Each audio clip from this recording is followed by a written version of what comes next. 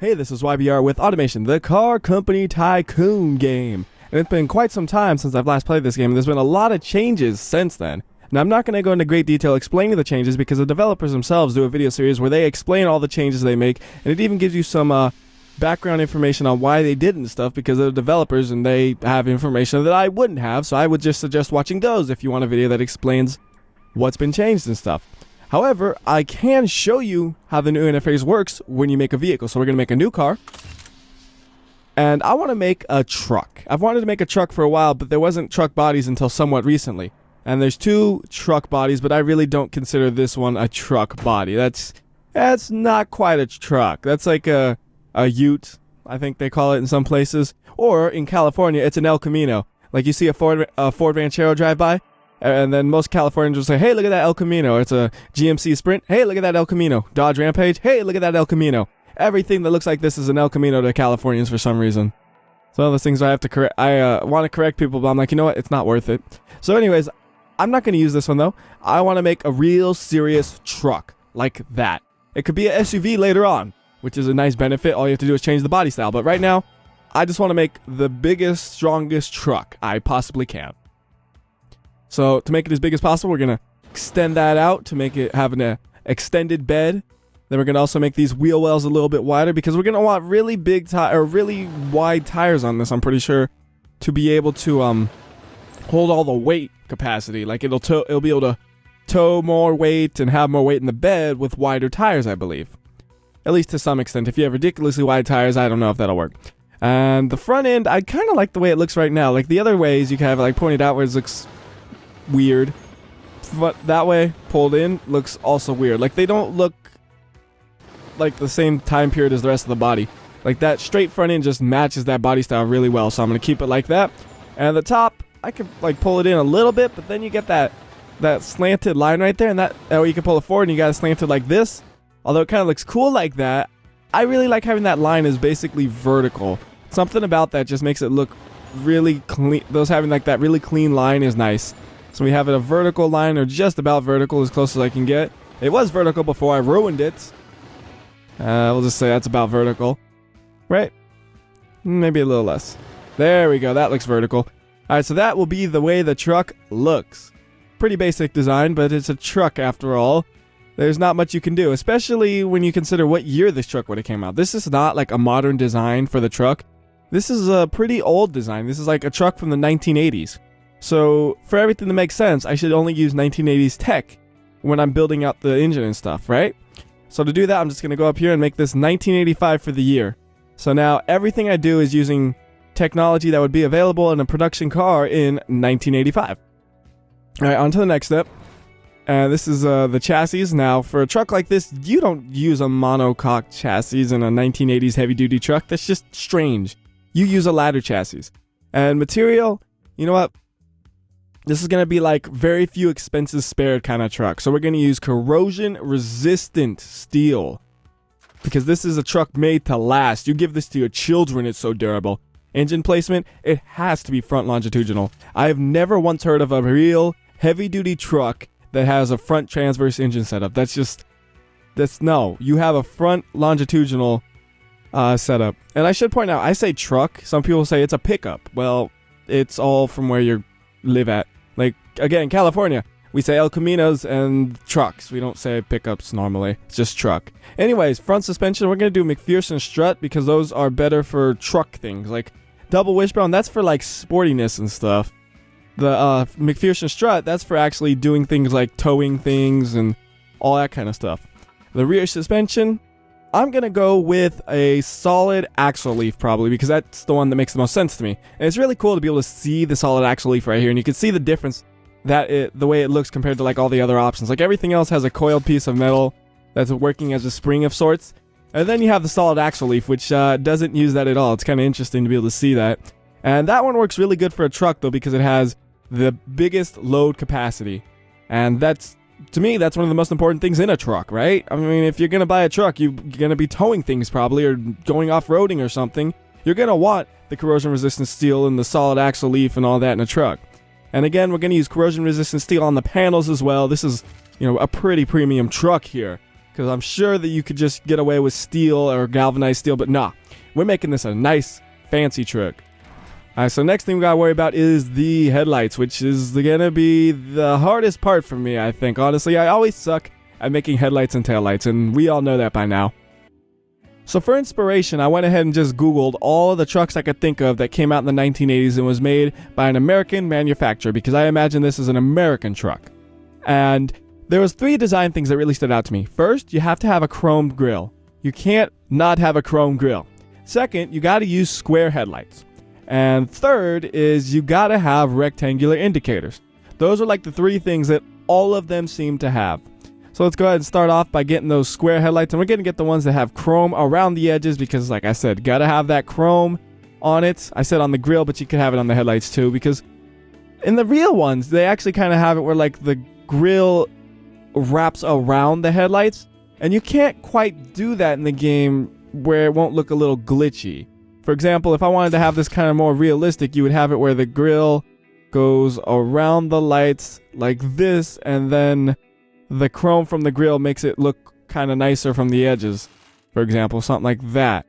See, it looks alright like that actually, but the problem is when you go to the edges like that, the lights go transparent. And that's kind of weird and glitchy. Although it looks really good like that, it looks really bad like this. So instead of having it good from some angles, bad from others, I'll just have it subpar from all angles. Because that's really the easy way to design it, is like that. If you don't do that, it gets really difficult really fast. So anyways, there's the headlights. They're fine. We can go ahead and throw some indicators on in the front, though, because those are really just lights. They need something else to go with them. So we'll get some indicators, make them nice and big with the chrome on the edges. And that's about the same size, I would say. So that looks like it matches up well. And maybe we could make some chrome strippings. Can we do that? Will it look okay? Like if we get this, for example, right here, and try to use it as a chrome strip, will that work? So you go whoop, and then whoop. And a little lower, a little less. We could try doing something like that for like a chrome strip, but I don't know if I want it. Like right there, that does actually look decent, but I'm not sure if I want it to be that rectangular. We need square. Like those grills I saw, they were all squares. So how about this? How much chrome is on this one? Not enough chrome. How much chrome do you have? That looks good. All right, so we'll do that one. So we go up a little, down a little, stretch it out. And a little less size-wise. There we go. That looks pretty decent. I could make it where I line up the lights with the edge of that, and that'll look even nicer. So we go, the light goes right there. And the indicator's already lined up. So that looks pretty good. You know, I'm trying to not do this 100% like duplicating any truck in specific. I'm trying to give it a somewhat unique design. And we need chrome, but not that much chrome. What does this one look like? That one looks pretty good. Just some chrome, because we have all that chrome strip right there. And I know it looks funny when you get close enough and you can see it's actually lines and not just a piece of chrome. But from this far away, it almost just looks like a piece of chrome. And that's why I'm going to keep it. It's just right there. You can't tell the difference. So there's. We're going to do that. And then maybe we'll have another one down here that's pretty much the same design as the other one. So we'll go right there, a little bigger, a little wider, and a little bigger, a little wider. And then we'd have something like that. So it's basically like it's one grill, but it's not. And the reason I make it 2 separate ones is, again, for the same reason that I don't have the grills wrapping over the headlights. It gets a little glitchy, and it's difficult to select which grill you want. So that's the front end. I think it looks pretty decent. We could try putting vents around it, actually, and see if that would work to give it that shape I was thinking of. Like if we go, here, have a chrome vent over here. And we make it really small, right? I guess one of those ideas is kind of dumb, but it might work out cool. And then we go really tall. Nah, this isn't working. Like the color is too different. This is supposed to be chrome, and this thing's like bright white. Well, that might work out, actually. It's just hard to grab it. So slim. Gotcha. There we go, something like that. Yeah, sure. I like it.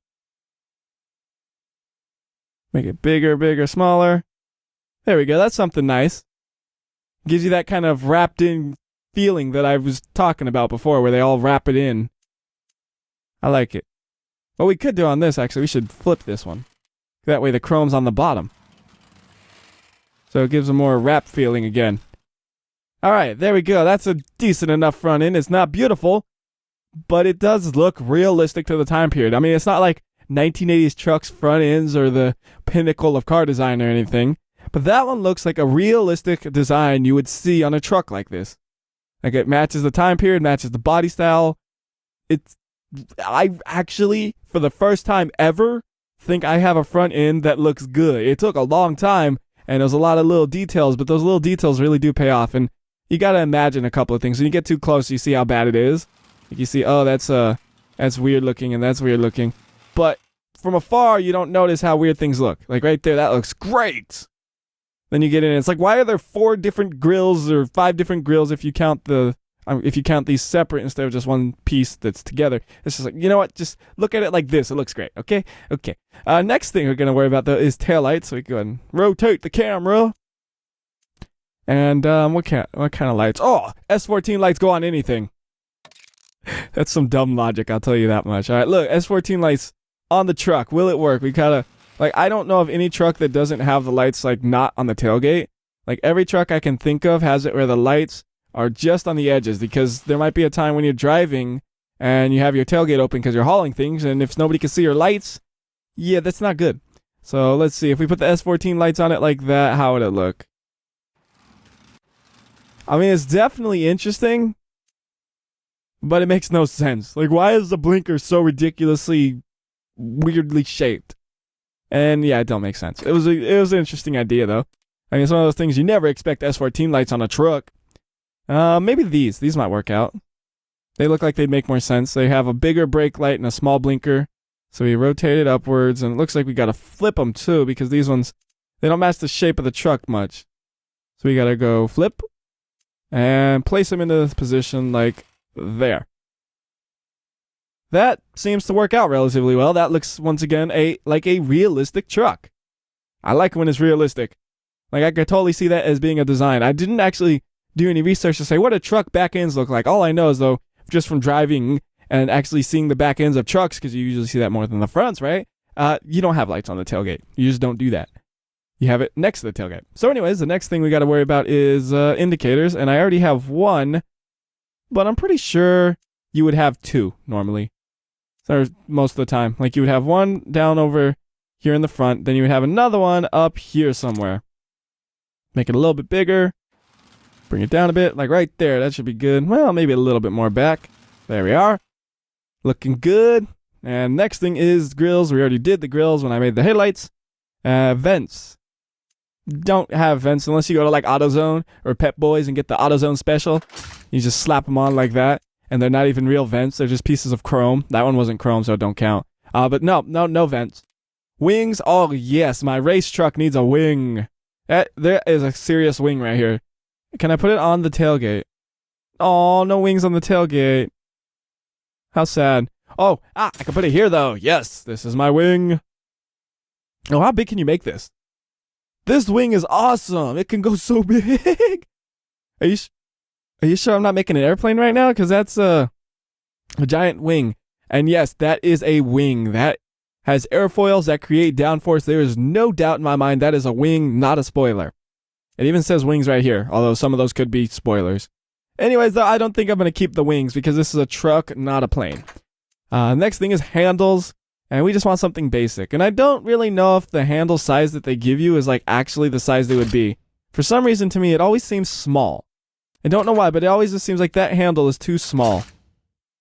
Like my big fat American fingers full of chicken nuggets and french fries and cheeseburgers can't fit in there. It needs to be bigger. That's what I always think. Not a lot, but just a little bit. I have no idea why. It was just that handle always looks too small. And then right there, it looks decent.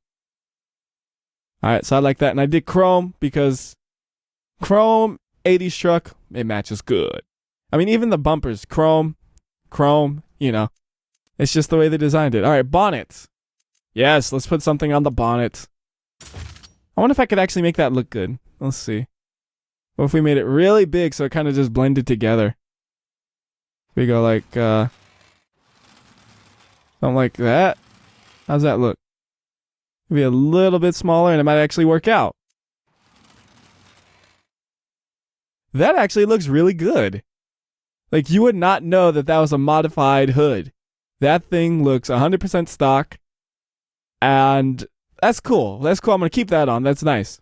All right, exhaust. I'm not going to put an exhaust because a normal truck, you'd have the exhaust where it kind of hangs off to the side like this, and there's no way to put an exhaust off to the side.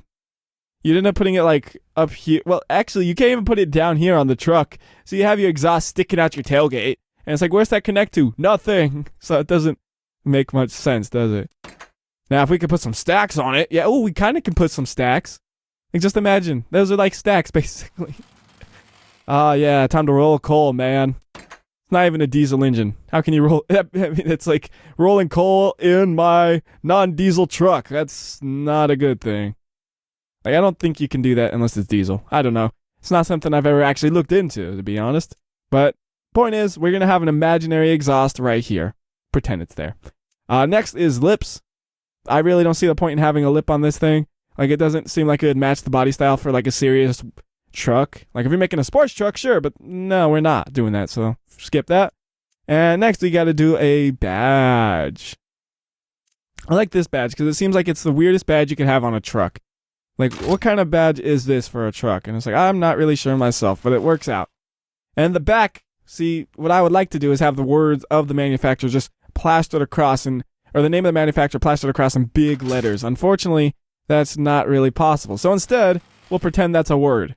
Because really, the badge wouldn't be centered. And I don't know if there's a way to not center badges. I can't remember if there is. I don't think there is, but if there is, feel free to tell me. But for now, we're going to pretend that says, like, WhyBeAre Trucks. And yeah, I got to figure out a name. You know that? There's no good name for this thing yet. But anyways, that's the visuals for the truck. That actually is a very realistic looking truck aside from that badge. You know what? We'll just kill the badge off for now and not worry about it. The owner did a badge removal on his truck. Yes, that's my excuse. And I'll add a badge if I can figure out how to do it without it being centered later on. But for now, we're just going to keep on moving on. And again, once again, a quick overview for the truck. Has all the things you would need in a truck. It looks pretty decent to me, actually. I like the way it ended up looking. That's really quite nice. That's one of the nicer vehicles I've ever done. I like it. Like, I really do. I'm proud of this one for once. Usually it's like, this is terrible. This one I'm pretty proud of. All right, so color. Let's see. What's a truck color? That's not a truck color. That's kind of a truck color. Like, I could totally see a truck being that color. Although black works too. Well, maybe gray. Let's just stick to this color. It's easier to stick to the predefined colors. And we'll do it an all-wheel drive truck because this is going to be like the top of the line truck. It gets all-wheel drive. And now we got to do the engine. So right now we're going to make the biggest engine option available for the truck because in real life you go to the dealership, you have multiple engines you can choose from. And in the 80s, Ford and Chevy had some like 7.4, 7.5 liter engines available in their trucks. My goal is to one-up them with a 7.6 liter engine so I could be like, the WhyBeAre truck has the biggest engine there is. Buy the WhyBeAre truck if you love big engines. Or something along those lines, you know? So we're going to have a V8 because that's really the only thing that can have an engine that big. You could have a V flat plane too, which is that big. But for a truck, it makes more sense just to have a normal V8 versus a flat plane. I just can't imagine a truck with a V flat plane in the 80s. Just doesn't make sense. And it's kind of the same thing with the block material. An aluminum big block truck doesn't really make sense in the 80s. You have a cast iron block, I would think. And for the capacity, what we're going to do is we're going to bring the stroke up to like let's do 4.05 because that's kind of a nice sounding number. Maybe we could get it even. Fine. 4.051. And then we're just going to bring the bore up until we hit 7.6 liters or 7,600 cc. So I want to be over that right there. So now the engine is bigger than all the competitors. And I can go gloating like my engine is bigger because I believe in the time period, Chevy had the 7.4 liter, Ford had the 7.5 liter, and then WhyBeAre trucks had the 7.6 liter. For the head and valves, I guess we could really do a pushrod or direct acting overhead cam. If I wanted to be cheap, I could start off with pushrod and see if it'll work out. But I'm pretty sure I'm going to end up using a direct acting overhead cam eventually anyways, so why not just save a step and use it? I mean, it's not that much more expensive, and it doesn't have that much of an increase in production units. These ones, on the other hand, things get a little crazy when you get overhead cam, dual overhead cam. It's getting a little more expensive there. I think a direct acting overhead cam should be more than enough anyways, because I'm making up for the fact that it has a cheap head and valve setup by the fact that it's gigantic. For the crank and conrods and all that, I'm going to use cast throughout, because yes, the engine is gigantic, but it's an engine from the 80s. And engines from the 80s aren't known for being amazingly efficient. Like, you have giant engines that barely made any power compared to modern day engines. So I'm thinking cast will be able to hold up okay. Variant capacity, I'm not going to deal with that because I'm not exactly 100% sure what it does. I still have to do some more testing and figure that out. Compression ratio, we're going to bring this down. Just because the engine is so big, I'm sure it'll knock if I don't do this, and we can bring it up later. Cam profile, we're going to bring this down as well because this is a truck. You want a lot of low-end performance and stuff, which you get when you lower the cam profile. So I'm going to go about 20, I guess. VV stuff, no choices there, so just continue on. Yeah, we need a turbo too because, you know, this thing isn't big enough. No turbos needed. This engine is absolutely gigantic, and it's only in recent times that they started selling trucks with a turbo engine that's smaller. 80s? Nah, not happening. All right, fuel system. We could probably go either way here under this situation, but I'm thinking carburetor will probably be a little bit better overall. If we do like a 4-barrel twin carb, that thing should be able to get all the power out of the engine, like more power out of the engine, I should say, than any other option. The question is just, can we use something less than that and still have the same amount of performance? Or do we really need that big? I'm thinking we'll need that. So I'm going to leave it equipped now and test it out with something less later on. For the fuel, we're just going to use regular gasoline. Nothing fancy, nothing terribly bad, just normal, regular gasoline. Fuel mixture, I'm going to leave that where it is. And then ignition timing, again, I'm going to leave that one where it is. Because those ones are kind of the fine-tuning we do later on. RPM limit, since we have such a gigantic engine, I'm going to tone this down to like 4,500 for now. Just to make sure it's a safe engine that hopefully won't blow up. Exhaust and stuff, let's go with short cast headers because I'm pretty sure cast log will restrict the airflow too much. And the exhaust is going to be a single exhaust because in my imaginary truck it has one exhaust tip going off the side where you can't see it because it's fake and it's not there. You know what I mean. So I'm just going to say 1, and a diameter will bring it up to like 3 inches. Catalytic converter, gotta have that. Gotta have the reverse flow so it's somewhat quiet. And let's do a test run. So it's running. That's a good sign. Question is, will it actually make a whole attempt at things? Alright, it worked. But it definitely needs some tuning because it only made 329 foot-pounds of torque and 238 horsepower. That's quite miserable. So right there, you see the engine's knocking. Well then, that's an easy fix. And the lazy way is just to put more fuel mixture in it until it starts to run rich. And you could actually see that this all updates in real time now. I click it and it tells you what the stats are. I don't have to like go and test the engine again. It's just updates it as you click. So right there, the fuel mixture starts to run rich once I go one more. And then things get worse. So I'm going to make it run as rich as possible without having issues. Because it's a truck from the 80s. Those aren't known for their economy. And just for testing purposes, what if we did a push rod? I think we'll have to see if that would work. There's some valve float going on. Yeah, I mean, we definitely need the better ones just so we don't get valve float. Reliability, interestingly enough, goes down, though. Well, if we're not having valve float, though, we could probably increase the RPM limit a ton. So we could bring it up to like 5,000 almost. Well, maybe not quite 5,000. There we go. A little bit of valve float, so we could bring it down one more tick. So we have no valve float right now, and it has 50.2 reliability, right? So what if we did put a push rod instead? Does that make it worse or better? It's better. What? Ah, how's that way? Look how bad the valve float is, and it's more reliable? Well, it does really have a drop-off in power, though, that's for sure.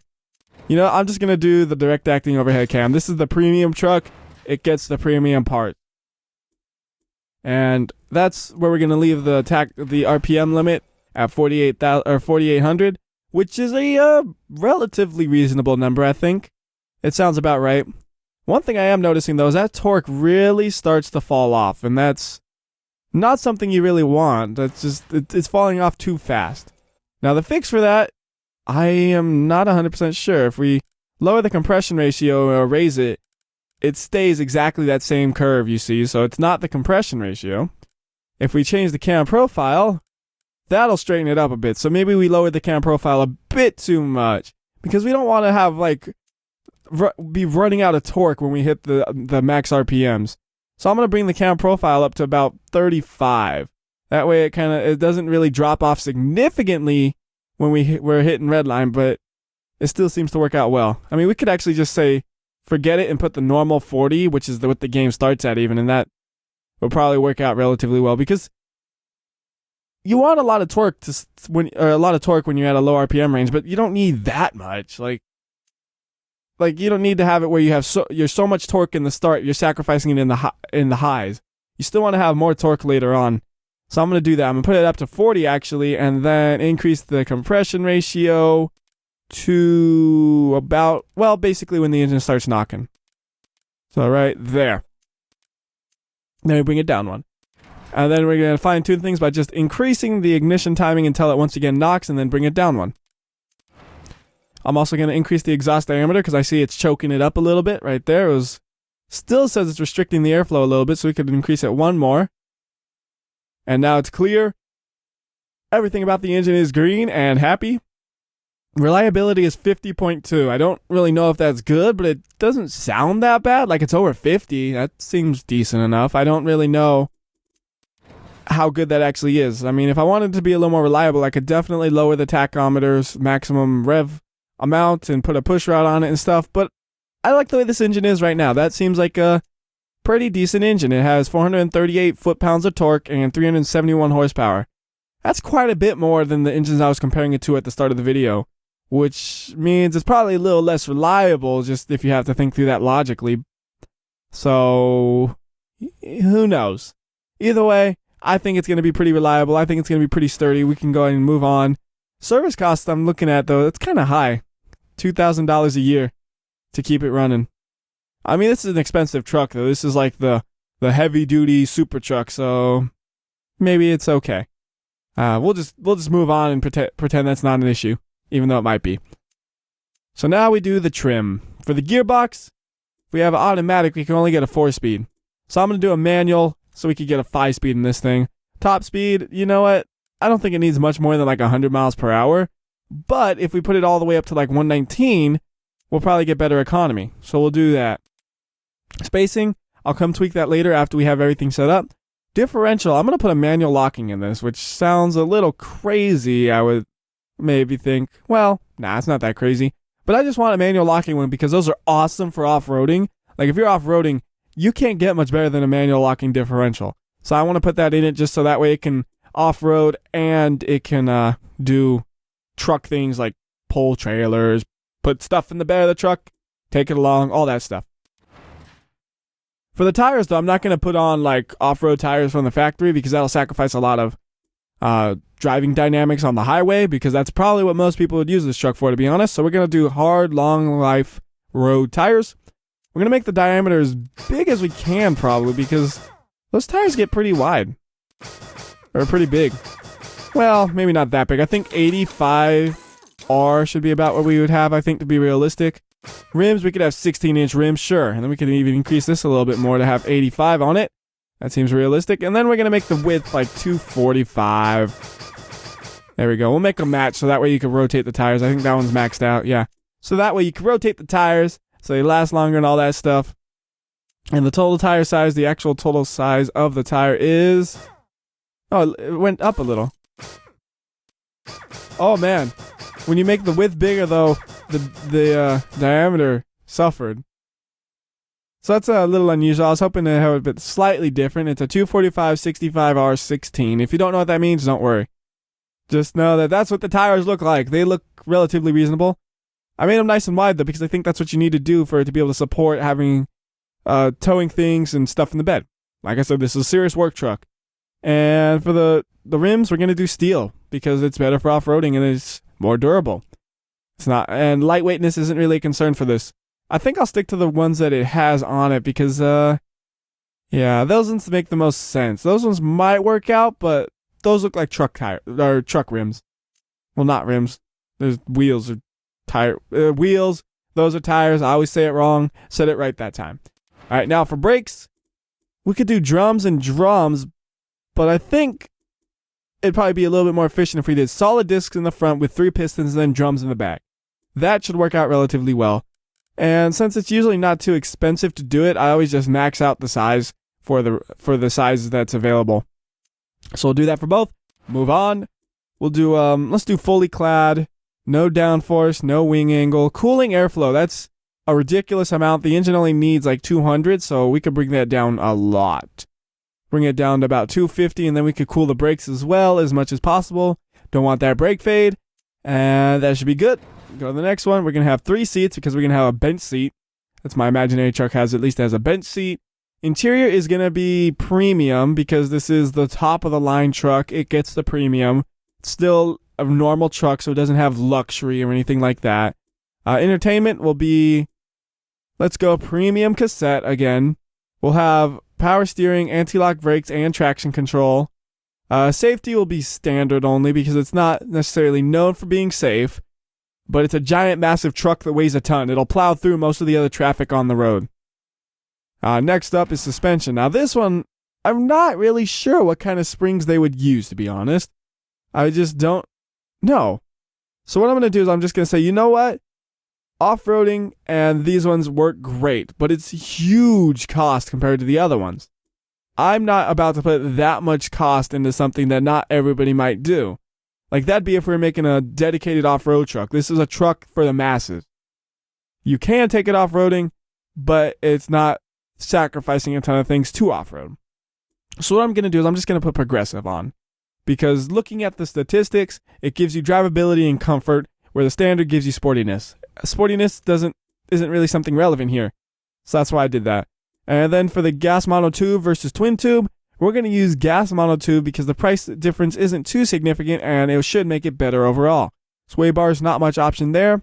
And then for the preset, we could have it either as off-road or normal. I'm going to go with normal because it still has a ton of ride height and it should be still fairly competent at off-roading with the setup I've given it for being a normal stock truck. And that is the truck's final design. That's everything there is to it, really. Well, there's a couple of things we could still do. We could tweak the gear ratios and all that to try to make it a little bit more gas efficient. So we could go say that's making it worse. There's a little bit better. But then the spacing gets kind of crazy there. And you get really slow speeds. You don't want that either. I'm not noticing any significant improvements with that one.